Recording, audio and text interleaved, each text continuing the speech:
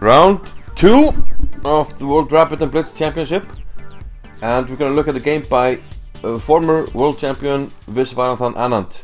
His opponent in the game is Peter Leko, and it looks like this tournament is going to be quite interesting. We already have the top seed losing in the first round.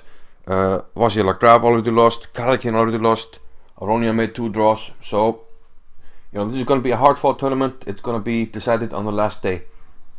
But in this game, Anand white against Leko. Anand opened with e4, and we have the Italian game, the Giuco piano, quiet Italian with d3. Now, Anand, of course, used to be world champion, one of the greats in chess history, and when he was younger, he was considered one of the best rapid players in the world. It was almost like he played the rapid game when he was playing chess. So for many years he has been almost the king of rapid chess. When they had the rapid tournaments, the Amber Rapid and Monte Carlo and such tournaments, he was winning them all. And I mean, he still got game, and I'm gonna show you. His opponent in this game is Peter Leko. He is no slouch. He played a world championship match against Vladimir Kramnik that went down to the wire, and trust me, Peter Leko, he's a very strong player.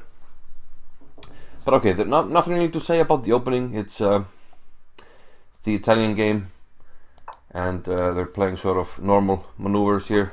Knight bd2, white will follow with rook to e1, and the classical maneuver of the knight here. c6 by Leko, indicating that in the future he wants to play d5 at some point. First he'll probably try to play knight g6, shore up this e5 pawn. And Anand decides to play bishop b3. He wants to tuck this bishop on c2 and not allow it to be exchanged here for bishop e6. Leko goes on with knight g6, bishop c2 and rook e8, naturally preparing the d5 push as indicated by his c6 move. Now d4 by Anand, breaking back in the center, and knight h5 by Leko. 2 knights eyeing this juicy f4 square. But Anand counters with knight to f1, knight to f4, and now he gets his own knight to g3. Still nothing too dramatic happening. We have e takes d4 by Leko, and he decides to clarify the situation in the center and define the center. He plays d5. So after e5, a lot of the dynamics have gone from the center, and we have defined the center. This is now pretty static, and Leko decides to attack this with c5, trying to undermine these pawns.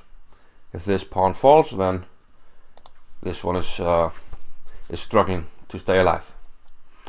But here Anand makes a surprising choice, but it's well founded. Usually we don't give up the bishop pair, but Anand has seen something and he takes on g6, and probably he is correct. After bishop g5, we start to realize that black only has one piece on the king side really to defend the king. This bishop is undeveloped. This bishop is kind of out of play on a7. And after knight e7, he played queen d2. Knight to h5 also came into consideration, but Anand first plays queen d2. And after h6, he starts to highlight that black is really lacking in defenders, and he plays bishop to f6.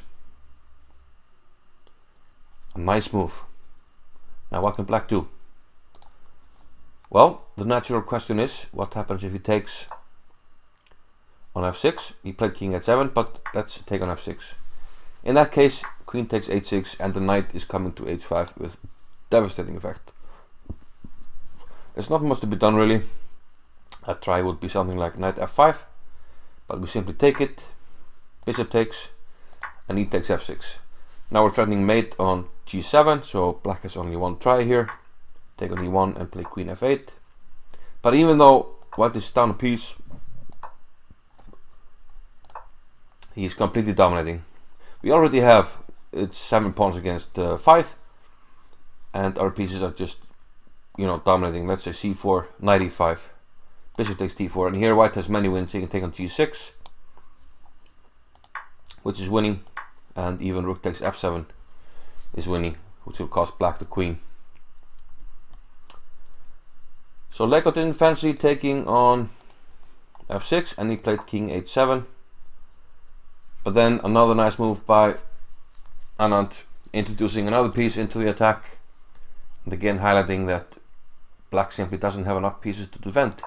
Knight f6, another piece on pre, and Leko retreated. He played king g8. Again, what happens if you take? Well, you're simply helping white's pieces to get into the attack. Queen takes g5, and now you're welcome to try and make a move for black. You're not gonna have much luck. Let's try rook g8. Yeah, it's made one. Sorry, buddy. Checkmate, Czechoslovakia, no soup for you. Okay, I'll try g6. It's even less soup for you. I will make you in 2 moves. So what to do? Maybe Hungarian goulash with knight g6. Nope, I take your queen. So almost nothing to be done here. What about taking? He takes f6. Got mate coming up. You will try this maybe? Yeah, but we know. No. You can take this? No, you can't. The thing is, if you take on f6, I take on e8. You can flick in this one, but I got this mate coming. And okay, if you take here, I play rook e8. So what about this move? Then you have to know this pattern: rook to e8, deflecting the queen. Nothing to be done. Let's say bishop to e6. Then naturally queen g7 is mate. Checkmate, Peter check. Thank you very much. Nice knowing you. Knight g5 check. Let's go back. So he did not take the knight, and he went back to g8. But then, more pieces into the attack, and these 4 pieces are attacking. This one is ready to swing over. It's just too much. Black, we can maybe say one defender. I don't know. You know, it's just too much. Okay, g7 is attacked. Everything's attacked. Leko decided to take on f6, but now another nice shot by Anand, showing his power. Knight takes f7. King takes, and queen takes on h6. Now black is in a world of hurt. You can't run with the king, because you get mated on d6, which I will show you. King d7, queen d6. So what to do? Leko played knight f5, but now there's queen h7 check. The king went to f8. Of course, there's another nice mate here with knight to f4. Mates all over the board. So king f8 is forced, and then Anand took on f6. He's down 2 pieces, but he's already got 3 pawns for one of the pieces, and the attack is just devastating. And black has to give up material. He tried bishop e6, but now knight f4 with threatening mate on g6. Leko doesn't really have a good choice. He decided to give up his queen to f6, takes on f6, but now knight g6 check. You have to give up your queen. And it's true, you do have 3 pieces for the queen, which usually is enough, but white has a lot of pawns as well. An ongoing attack, we have a very weak black king, and the black pieces just don't coordinate well enough, so white is actually completely winning.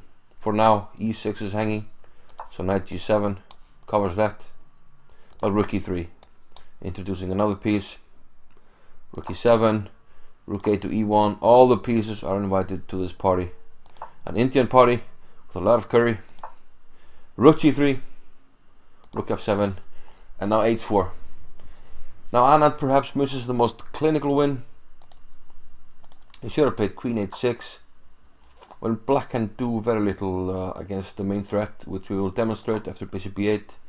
He can take on g7, rook takes, and rook takes e6. And there's nothing to be done here.